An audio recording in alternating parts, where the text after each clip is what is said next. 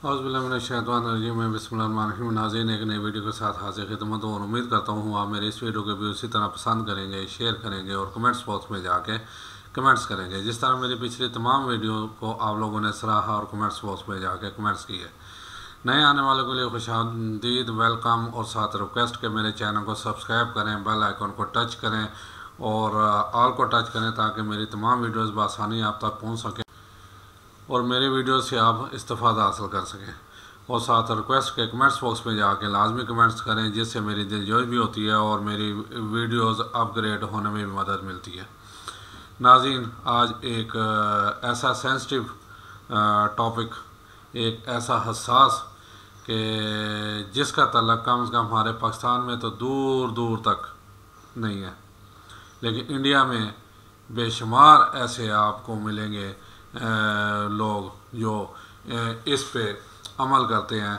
और देखें, वो मुल्क जो जहाँ पे और बहुत कुछ है तरक्की करने का सबब, उसमें एक ये चीज़ भी सबब का बास बन रही है कि वो दिखलावा नहीं करते, नमूद और नुमाइश नहीं करते इतने। वो कोशिश करते हैं कि अब हम अगर एक अच्छा काम कर रहे हैं तो और उसके साथ दूसरे लोगों का भी भला करें, दूसरे लोगों के साथ अच्छाई करें, भलाई करें, ताकि उनकी दुआओं से हमारा काम भी मज़ीद बेहतर हो। यहाँ क्या होता है, ज़्यादा नमूद नुमाइश। आपको यूट्यूब उठा के देख लें, बहुत सी मिसालें ऐसे मिलेंगी हमारे यहाँ पे नमूद नुमाइश की, जो बाज़ार तो नज़र आएगा जी वो बहुत अच्छा काम कर रहे हैं, लेकिन वो अच्छा काम नहीं है बल्कि एक माशरे की तबाहकारियों की तरफ ले जाने वाला प्रोग्राम है नमूद नुमाइश का। ज़ाहिर है इसे ना अल्लाह ताला ने पसंद किया, ना उसके रसूल ने पसंद किया। और अब मैं आता हूँ थोड़ा सा अपने टॉपिक की तरफ। इस पे मैं ये क्यों मैंने आज किया, मुझे एक तहरीर आई, उस पे ये मैं पढ़ रहा हूँ और फिर आगे मज़ीद थोड़ा सा मैं इस पे बात करूँगा। जी, असल में ये भारत के करोड़पति अजय मनोत और टाइटल है जी ये, और पाकिस्तान के करोड़पति शब्बीर कुरैशी। इनका मुआवजा देखें कि भारत के करोड़पति अजय मनोत ने क्या किया और पाकिस्तान के करोड़पति शब्बीर कुरैशी ने क्या किया। जी, अजय मनोत और औरंगाबाद भारत के छोटे से कस्बे में पैदा हुआ। बचपन और जवानी शदीद मुश्किलात और मेहनत से गुजारा। महाराष्ट्र आया, कपड़े और गंदम का कारोबार शुरू किया और अपनी मेहनत से करोड़पति बन गया। अजय ने अपनी बेटी शरिया मनोत की शादी के लिए करोड़ रुपए जमा किए, लेकिन उसने अपनी बेटी का जहेज नहीं बनाया, कपड़े, जूते और जेवरात नहीं बनाए, दामाद को नई गाड़ी लेकर नहीं दी। उसने अपनी बीवी, बेटी और दामाद से मशवरा किया, 2 एकड़ ज़मीन खरीदी और इस पर छोटे छोटे 90 घर बना दिए। फिर ये घर झोंपड़ियों में रहने वालों में तकसीम कर दिए। हर घर 12 × 20 का है, इसमें किचन भी है, बिजली भी है और पीने का साफ पानी भी। घर बांटते हुए अजय मनोत की फैमिली ने खुद कच्ची आबादियों का रुख किया और मुस्तहिक ख़ानदानों में ही घर बांटे गए। ये भी ख्याल रखा गया कि कोई चर्सी, शराबी या जराम पेशा ये घर ना ले सके। शादी के दिन शरिया ने अपने शौहर के साथ मिलकर खुद घरों की चाबियां मुस्तहिक ख़ानदानों में तकसीम की। 90 ख़ानदानों के सैकड़ों अफराद ने दूल्हा दुल्हन की ज़िंदगी में खुशियों के लिए दुआएं की और ये आज तक रोज़ाना सुबह शाम इनके लिए दुआएं कर रहे हैं। अजय मनोत और उसकी बेटी जैन मुत के मानने वाले हैं। इनका अल्लाह रसूल से, रोज़े क़यामत से, जज़ा व सज़ा से, जन्नत दोज़ख से कोई लेना देना नहीं है। इसी गुजरात में इससे पहले भी कई हिंदू कारोबारी अफराद ने बहुत से गरीबों का घर बनाकर दिए। बड़े पैमाने पर इनकी बेटियों की शादियां कराई, मुस्तहिक और मेहनती लोगों को छोटे कारोबार करवा कर दिए। नाज़रीन, ये देखें, ये चीज़ है असल में ऐसे काम करने से वाकई अल्लाह और अल्लाह का रसूल भी खुश होता है। लेकिन हमारे क्या यहाँ पे क्या हो रहा है, क्या इंतहाई माजे के साथ हरामजादगियाँ हो रही हैं, पैसे की नमूद नुमाइश हो रही हैं, वो आगे जाके अब उसका जिक्र आएगा। अब आइए पाकिस्तान की तरफ। मुल्तान के एक अमीर कबीर करोड़पति ताजर शब्बीर कुरैशी ने अपने बेटे नुमान की शादी की। बारात के लिए 10 लेमोजीन गाड़ियाँ मंगवाई गई। ये महंगी तरीन गाड़ियाँ हैं जनाब। दूल्हे को सोने का ताज पहनाकर शेर के पिंजरे पर बिठाया गया। इसके अलावा मेहमानों की सैकड़ों गाड़ियाँ अलग थी। शादी कार्ड्स हेलीकॉप्टर से पूरे मुल्तान शहर पर फेंके गए। दुल्हन के माँ बाप ने भी अपनी बेटी को 5 करोड़ रुपए का जहेज दिया, जिसमें एक फुल फर्निश्ड घर और गाड़ी शामिल है। इस शादी पर FBI ने दोनों ख़ानदानों को असासाजात, आमदनी और टैक्स गोशवारों की तफसील जमा कराने के लिए नोटिस जारी कर दिया, लेकिन होगा कुछ नहीं भाई। मिल मिला के यहाँ पर उनके कानूनी मशीर होते हैं। ये देखें बाहर मशीर बैठे हुए जी इनकम टैक्स के हवाले से हमसे रब्ता करें, वो कुछ पैसे लेके उन्हें ऐसे चोर रास्ते बताते हैं जिनसे उनके लिए आसानियाँ पैदा होती हैं। यानी अगर 1000 रुपया गवर्नमेंट के देना हुआ तो उसमें 200 गवर्नमेंट के देते हैं, 200 उस वकील को देते हैं, 600 अपना बचा लेते हैं। जी आगे चलें जी। शबीर कुरैशी जैसे पाकिस्तान में ढेरों उमरा अशराफिया मौजूद हैं। ये लोग खुद गाड़ी में बैठते हैं और मुलाजमों को डिग्गी में बैठा देते हैं, मुलाजमों के साथ होटल जाते हैं, खुद पिज़्ज़ा खाते हैं और मुलाजम को माश की दाल मिलती है। अब आप शहर की किसी भी बड़ी शादी का हाल देख लें, करोड़ों रुपए खर्च किए जाते हैं, शराबें चलती हैं, कंजरियों पर लाखों फेंके जाते हैं, लाखों की फायरिंग होती है, लेकिन गरीबों को वलीमे से बच जाने वाला खाना भी नहीं मिलता। लाहौर के करीब एक मेवाती कारोबारी ख़ानदान के चश्म चराग की शादी पर करोड़ों रुपये लुटाने के साथ मोबाइल फ़ोन तक मुफ्त में बारात के शुरका में तकसीम किए गए। इसी तरह 2 साल पहले गुजरांवाला के मारूफ कारोबारी मास्टर वालों ने अपने बेटे की शादी में 1.5 अरब रुपये खर्च कर दिए, मगर उसकी एक फैक्ट्री के सैकड़ों मेहनत कश कारकुन कई माह से तनख्वाहों से महरूम सड़कों पर एहतजाज कर रहे हैं। मीरपुर और आज़ाद कश्मीर के कई लोगों ने शादियों पर अरबों रुपए खर्च किए, हेलीकॉप्टरों पर बारातें लाई गई, पौंड और डॉलर बारातियों पर लुटाए गए। पाकिस्तान में ऐसी बहुत सी मिसालें मिलेंगी। अब पाकिस्तान की तबाह बर्बादी की वजूहत तलाश करना चाहते हैं, अपने इर्द गिर्द नज़र दौड़ाएं, उंगलियों पर गिन लें। अजैद मनोज जैसे कितने हैं और शबीर कुरैशी जैसे कितने हैं। जनाब ये तहरीर मैं समझता हूँ ये एक आईना दिखाने के लिए हमारे लिए बहुत है। और यानी बेशुमार, जैसे इसमें कहा भी गया, बेशुमार लोग हम सिर्फ नमूद और नुमाइश करते हैं। और इंडिया के जो अमीर देखे ना, अब यहीं भी आ जाए, मेयो अस्पताल किसने बनाया, गंगाराम किसने बनाया, ठीक है, जनरल अस्पताल किसने बनाया, किसे पाकिस्तानी ने नहीं बनाया, किसे मुसलमान ने नहीं बनाया। सर्विस अस्पताल किसने बनाया, टीबी अस्पताल किसने बनाया। छोटी सी मिसालें हैं ना। तो फिर हमारे पे क्यों ना अल्लाह का अज़ाब नाज़िल हो। हमारी करतूतें ही ऐसी हैं। अगर वही हमारे गांव की मिसाल है कि आने की गुथली में अगर रुपया डल जाए तो वो फट जाती है, हम फट जाते हैं, हम औकात से बाहर हो जाते हैं। हम फ़ौरन लोगों को दिखाने की कोशिश करते हैं जनाब साढ़े को इतना पैसा है, गल ही कोई नहीं। और फिर आफरीन है FBI वालों का, उन्होंने नोटिस तो भेज दिए होंगे लेकिन कुछ भी नहीं होगा। ऐसे तमाम घरानों को मैं कहता इनकी जायदादें इस वजह से जब्त कर लेनी चाहिए कि उन्होंने ये नमूद नुमाइश की। क्यों? जबकि इस्लाम ने हमें इन चीज़ों से मना किया गया। इस्लाम ने तो हमने इतनी बारीकी का दर्स दिया गया कि देखें कि वो अब एक वाक़या बताता हूँ कि एक सहाबी नबी सल्लल्लाहु अलैहि वसल्लम के बारगाह में बैठे हुए थे, उनका एक बेटा गुम हुआ था। तो किसी ने कहा, वो बल्कि बारगाह में आए, उन्होंने कहा जी दुआ करें मेरा बेटा मिल जाए। इतने में दूसरा बंदा आया, उसने कहा जी वहाँ मैं आने आपका बेटा देखा वो बच्चों के साथ खेल रहा है। वो उठ के भागने लगा। नबी के सलाम ने कहा रुको, आप उधर जा तो रहे हैं लेकिन आप अपने बेटे को अपनी निस्बत से ना पुकारना।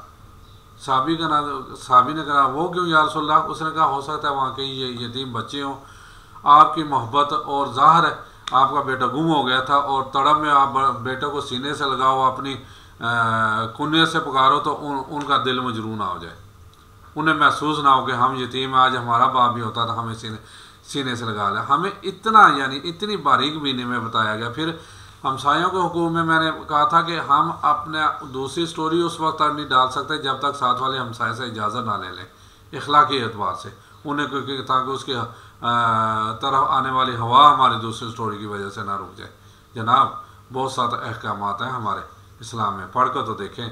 लेकिन होता क्या है, हमने भी कुरान पाक वो मैं अक्सर पाकिस्तान में था तो कहता था कि ये हमने अपनी आंखों से इतना ओझल देखेंगे हर घर में तकरीबन, वो एक दरवाजे के ऊपर एक बनाई हुई है रैक सा, उसमें कुरान पाक, बल्कि उसमें मिट्टी भी पड़ रही है, धूड़ भी पड़ रही है, गंदगी भी पड़ रही है, रखा हुआ है। हंसा दराज में हम उसे पकड़ते ही नहीं।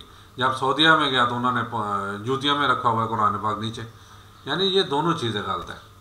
फिर हमने कुरान पाक पढ़ना भी है तो बात तर्जमा नहीं पढ़ना। इसमें है क्या, जब हम बात तर्जमा पढ़ेंगे उसमें क्या लिखा हुआ है हमें समझ आएगा, फिर शायद हम नमूद व नुमाइश से बच जाए। असल में ये चीज़ है जनाब, अगर हम चाहते हैं अपने मुल्क की तरक्की के लिए, अपने मुल्क की खुशहाली के लिए, तो हमें इस नमूद व नुमाइश से बचना पड़ेगा और हकीकतन वो काम करने पड़ेंगे जिससे अल्लाह भी खुश हो और अल्लाह की मखलूक भी खुश हो। लेकिन हम ये नहीं करते। हम बात वही आ जाती है कि बेशुमार यूट्यूब पे ऐसे लोगों के बारे देखें आप मुख्तलिफ अपने नफसानी ख्वाहिशात को खुश करने के लिए मुख्तलिफ हथकंडे घुमाते हैं। एक दफ़ा मैंने पढ़ा जी, एक अमीरज़ादा ने कहता जी मैंने अहद किया था जब मैं उसने 5 स्टार होटल में, उसने भी करोड़ों रुपया लगाया शादी की, तो एक गरीब जोड़े की भी वहाँ शादी करवा दी, साथ ले गया उसे कि जी मैंने अहद किया था अपने साथ गरीब को। भाई यार नहीं, ऐसा नहीं है। आप वो करोड़ों रुपए बचाओ, सादगी से शादी करो, करोड़ों। देखें अजीज साहब की मिसाल ले लें सामने, उसने वही 1 करोड़, क्योंकि अब माशाल्लाह इंडिया का करोड़ भी पाकिस्तान के 5 करोड़ बनते हैं, तो 1 करोड़ जमा करके 90 घर बना के फिर देखें खुद बाहर गए मुस्तहिक अफराद ढूंढने। हम क्या होता है रमज़ान में देख लें, ये जो कुत खाना होता है जी, एक अमीर चौधरी मलक मियाँ साहब जो है ना आटा बांध रहे हैं, राशन बांध रहे हैं, वहाँ धक्कम पेल लितरो लितरी हो रहे होते हैं, बल्कि अक्सर एक आध मौत भी हो जाती है।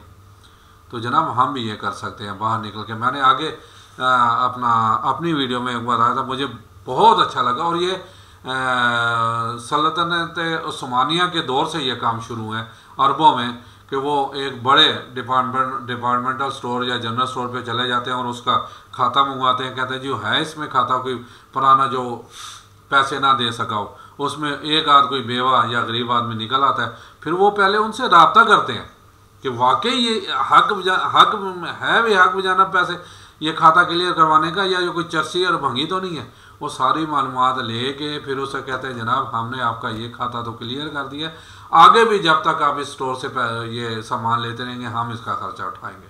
ये है असल चीज़। और दूसरी, कोई आपको, अगर मैं मसलन लाहौर का रिहायशी हूँ तो मुल्तान कराची पेशावर पिंडी जाने की ज़रूरत नहीं है या कोयटा जाने की ज़रूरत नहीं है। मेरे अपने मोहल्ले में 1-2 बंदे ऐसे निकल आएंगे जिसकी मैं जो है ना चुपके से, देखें हमारे बड़े कहते थे किसी की मदद करो तो दाएं हाथ से करो तो बाएं हाथ को पता ना लगे। और आप साहिबा कराम की मिसाल देख लें कि वो रात के अंधेरे में किसी की मदद करते थे। जैसे हज़रत अबू बकर सिद्दीक़ रज़ियल्लाहु तआला अन्हु का बहुत मशहूर वाक़या है कि वो रात के अंधेरे में नमाज़ पढ़ के फजर की फ़ौरन निकल जाते थे, और हज़रत उमर फ़ारूक रज़ियल्लाहु तआला अन्हु नोट करते थे। एक दिन वो उनके पीछे हो गए, देखा तो वो एक नाबीना शख्स जो है ना वो बैठा हुआ, तो उसके घर की सफाई करनी, फिर उसके रोटी पकानी, रोटी पका के उसे खिलाना। अमीरुल मोमिनीन थे। एक दिन ऐसे ही लेट हो गए, हज़रत उमर फ़ारूक रज़ियल्लाहु तआला अन्हु गए तो जाके गए तो उन्होंने कहा जी लगता है अबू बकर दुनिया में नहीं रहे, आज टाइम पे आके मुझे खाना है। वो तो लाजमी रोज़ इस टाइम पे आके मुझे खाना खिलाते थे। भाई ये है असल हमारा दीन, ये है असल हमारा मज़हब जो हमें कहता है कि नमूद व नुमाइश ना करो, बल्कि जो है ना वो काम करो जिसका अल्लाह ताला ने हुक्म दिया। और अल्लाह ताला ने हुक्म तो कुरान पाक में दिया, अल्लाह ताला ने हुक्म अपने नबी करीम सल्लल्लाहु अलैहि वसल्लम को दिया जो हदीस में मौजूद है, नबी करीम सल्लल्लाहु अलैहि वसल्लम के बयान। लेकिन हमने आजकल हर फ़िरके ने अपनी किताब छाप ली है, और वही किताबें हमारे मदरसे वाले भी हमें पढ़ाते हैं। कभी कोशिश नहीं करते कि भाई जब कुरान पाक अल्लाह ने हमारे लिए भेज दी, उसमें खुद कहा कि ये मैंने आसान कर दिया मोमिनीन के लिए जो इसे पढ़ना चाहे, तो फिर दूसरी किताबों की क्या ज़रूरत है? दूसरी किसी किताब की ज़रूरत नहीं है। भाई हमें सीधा सीधा कुरान और हदीस की तालीम दी जा सकती है, लेकिन जानबूझ के नहीं देंगे, क्योंकि हमें असल इस्लाम का पता चल जाएगा। और असल इस्लाम का, और देखें कुरान पाक अभी कल मैं बहुत पुराना है, मुझे बैठा तो नीलाम घर 1986 का देख रहा था, तो उसमें एक सवाल ये भी आया कि हर किताब में किसी न किसी को मौजू ठहराया गया, कुरान पाक का मौजू क्या है। तो मुझे भी यानी कल पता लगा कि इंसान है कुरान पाक में मौजू, यानी इंसान को मुखातब किया गया। और कुरान पाक में ही हमारे दुनियावी मसले भी हैं और दीन के मसले भी मौजूद हैं, सारा कुछ। आज यूरोप ने तरक्की किस पे की है? कुरान पाक ने पे। कुरान पाक के नुस्खे वहाँ मौजूद हैं, उनके बंदे मौजूद हैं जिन्होंने कुरान पाक पढ़ा ग्रामर के साथ, और उस पर उन्होंने रिसर्च की। देखें आज वो कहाँ पे हैं। अब अभी मैंने कल क्या कहते हैं अपना एक प्रोग्राम किया था मादाम क्योरी पे, जिसने अपना वो जो सुमा याद किया, जैसे शोए याद की, जिससे आप कैंसर का इलाज हो रहा है। देखिए कितनी दुनिया में करोड़ों लोग उस एक लड़की के, और बाद में बल्कि उसका शोहर भी उसमें शामिल हो गया। 4 साल तक एक घर में पता नहीं कितने टन लोहा पिघलाते रहे, बल्कि उससे वो मादाम क्योरी बीमार भी हो गई, जिसकी वजह से उसे डेथ का भी सबब बने मरी, लेकिन जाते जाते दुनिया को एक तोहफा देगी। आज तक लोग उसे याद कर रहे हैं। 2 नोबेल प्राइज़ मेरे। क्या हमारे मुसलमान ये नहीं कर सकते? अपना कुरान पाक में तो सब लिखा हुआ है, सारा कुछ लिखा हुआ है, हर चीज़ के बारे में, हर चीज़ के बारे में। यही नीलाम घर में एक बंदा आया था, ये भी तकरीबन यानी अर्ली 80 या आखिर 70 के आखिर में जो ना अपना बंदा आया था, तो उसे अमेरिका ने नोबेल प्राइज़ दिया था सिर्फ इसलिए कि उसने उस शख्स उस यानी कि जो उन्होंने एक कहा था कि एक दरख्त जो है ना वो अकेला है, तो उसने उसे चैलेंज कर दिया था कि नहीं भाई अकेला नहीं है, उसको अगर ये दरख्त नर है तो इसका मादा भी होगा और ये मादा इसका नर भी होगा। उन्होंने दोबारा रिसर्च की तो वाकई वो निकल आया, उसका जोड़ा निकल आया।